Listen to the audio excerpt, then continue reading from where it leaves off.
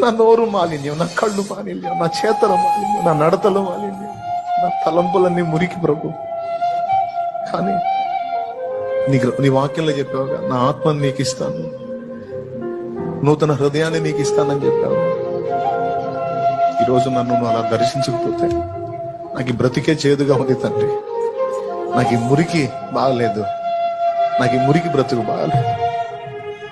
కానీ యేసయ్యా, నేను ఎలా ఉండి ప్రార్థన చేస్తే నేను వింటున్నావు.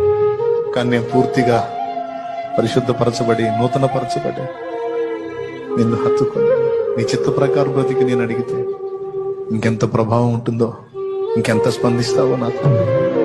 నన్ను కనికరించయ్యా, నీ రక్తంతో నన్ను కడిగయ్యా. నేను పరిగెత్తనయ్యా, తిండికి పరిగెత్తను, మరి ఏదో పోతుందని పరిగెత్తను, నీకోసం వచ్చాను.